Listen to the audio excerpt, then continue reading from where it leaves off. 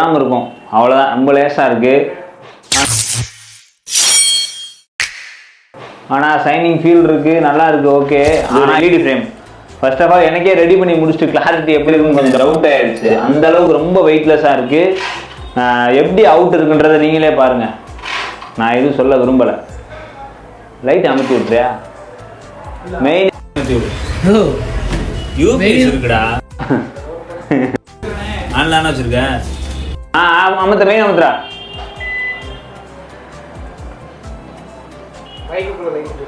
லைட்டுக்குள்ள light sir, உங்களுக்கு எப்படி டிஸ்பிளேல பிரைட்னஸ் தெரியுதுன்னு தெரில, ஆனால் நிஜமாவே செம்மையாக இருக்குது.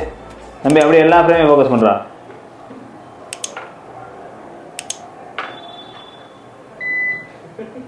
இல்லை அடாப்டர் கொஞ்சம் இதாக இருக்குது, வேறு ஒன்றும் இல்லை. ஸோ இதோட அவுட் எப்படி இருக்குன்னு பாருங்கள். நான் மெயின் ஆஃப் பண்ணியிருக்கேன், யூபிஎஸ்ல ரன் ஆகிட்டு இருக்கு. ஸோ இந்த மாதிரி சின்ன சைஸ்லேருந்து பெரிய சைஸ் வரையும் பக்காவாக பண்ணி கொடுத்துட்ருக்கோம்.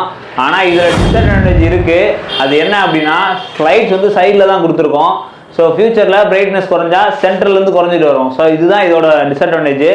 ஆனால் இதை அவாய்ட் பண்ணுறதுக்கு நம்ம பாக்ஸ் டைப்பில் ஃப்ரேம் பண்ணியிருக்கோம். அதுக்கான வீடியோவும் இருக்குது, நான் கீழே டிஸ்கிரிப்ஷனில் கொடுக்குறேன். அப்படி இல்லைனா உங்களுக்கு சின்னதாக மென்ஷன் பண்ணுறேன் பாக்ஸ் டைப் எப்படி வரும் அப்படின்றத. அது இதோட லைஃப் நல்லாயிருக்கும். ஆனால் இது ஸ்லிம்மாக வெயிட்லெஸ்ஸாக சூப்பராக இருக்குது. ஸோ இந்த மாதிரி ப்ராடக்ட் வேணும்னா கான்டாக்ட் பண்ணுங்கள். இது நம்ம மதுரை.